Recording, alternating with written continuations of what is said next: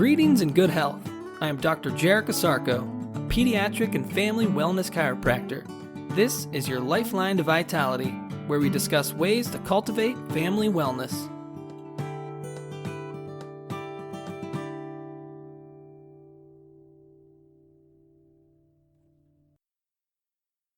Good day and great health. Welcome back to another edition of your Lifeline to Vitality. Today on the podcast, I will be challenging the status quo when it comes to immunity. This is part 1 of a 2-part series. Statement number 1. The human immune system is independent and autonomous. This is, in fact, false. You see this narrative more in empirical, reductionists, materialistic, scientific circles. Some people in this wheelhouse think that the immune system is just a mindless drone. It is going to do whatever it wants, whenever it wants, and however it wants.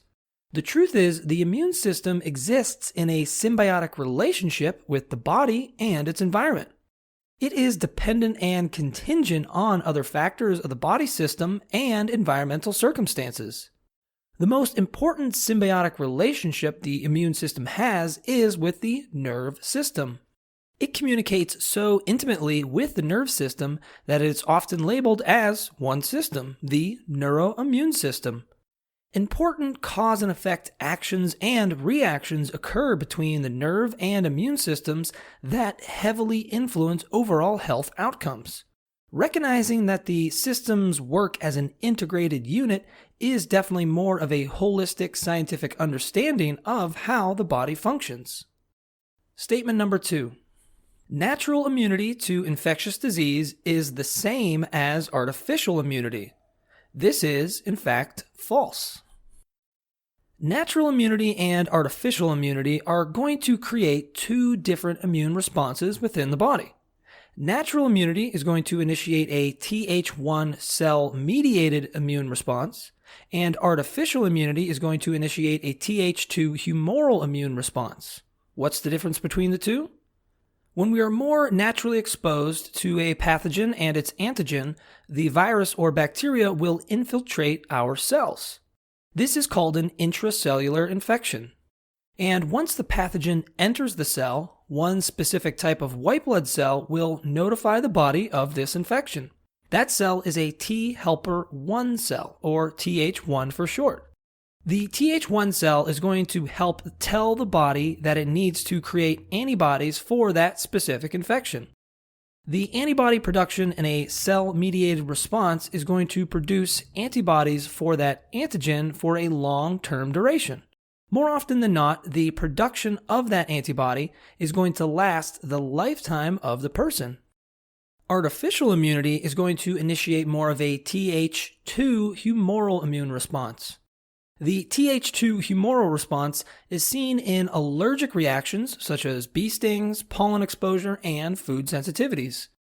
When an antigen is found not in the cell but floating around the cell, this is called an extracellular infection. For this response, Th2 helper cells are going to tell the body to create a huge spike in antibodies in order to help take care of the extracellular infection. But the thing is, it's only going to produce the antibodies for that response for a short-term duration. Often, it will produce a larger spike in antibodies compared to a cell-mediated response, but it is only short-term. It's going to spike, and then it's going to decrease. The greatest example of artificial immunity is found with inoculations or vaccinations. When you get inoculated, your body creates an allergic response to the vaccine. Your body thinks it's an allergen because the vaccine injects a high-dose amount of the antigen into the extracellular matrix, or the fluid around the cell. The body is going to create a Th2 humoral response. Because vaccines create a Th2 humoral response, vaccine schedules often include a second or third round of the vaccine. These are called booster shots. Very early on in the study of vaccines, scientists noticed that when they checked for the antibodies years later, the antibody numbers were lower compared to being naturally exposed to the pathogen. The booster shot is an attempt to boost up the antibody production a second or third time.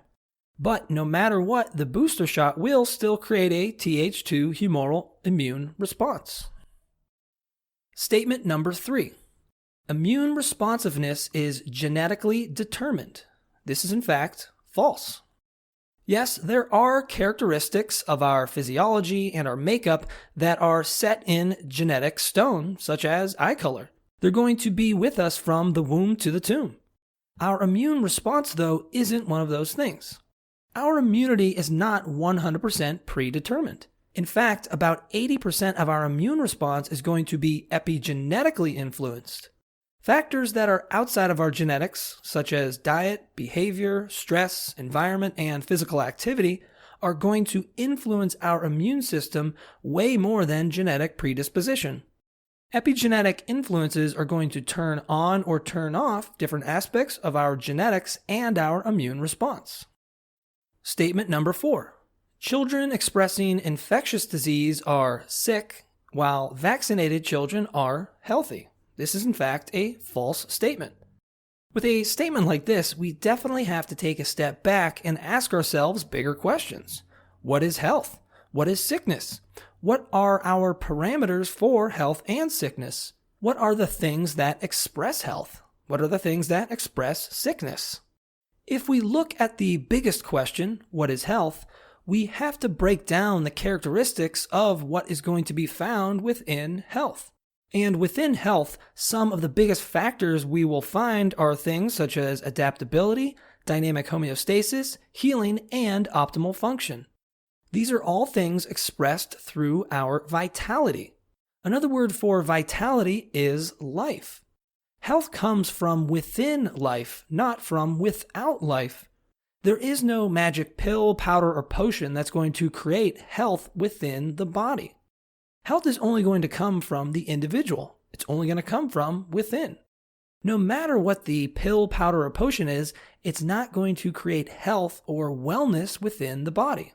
Also, when we're talking about being infected, you might be expressing symptoms or you might be considered quote-unquote sick. But these are still expressions of health. The greatest example I can think of is a fever. When you get infected by a certain pathogen, what does your body usually do? It heats up. Your body heats up and causes a fever to kill off the pathogen. This is an expression of health. When I get infected by a certain pathogen, I want my body to express that aspect of health. I want to have a fever.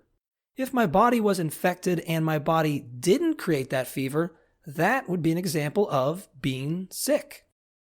Statement number 5. Antibody titers are the determinants of immunity to infection. This is in fact a false statement. Yes, the production of antibodies is a very important aspect of your immunity and your immune health. But it's only one piece of the puzzle. There are a lot of other factors that are going to help stimulate or promote your immunity. Some examples of ways to help support your immune system are to look at things such as your gut health or your microbiome, your mental or emotional state, the Th1, Th2 balance, your nutrition, and your diet. And as a chiropractor, I believe the biggest piece of that puzzle is your nerve system health. This is when we have to ask the question, how is your nerve system functioning? Nerve system health is synonymous with immune system health. Chiropractic wants to help your nerve system function better and, by proxy, your immune system as well.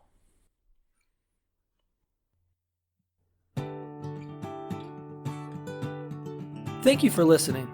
For even more information on how chiropractic can benefit you and your family, please check out my website, ohiospecific.com. That's ohiospecific.com. Until next time, remember to keep your head cool, feet warm, and your mind busy.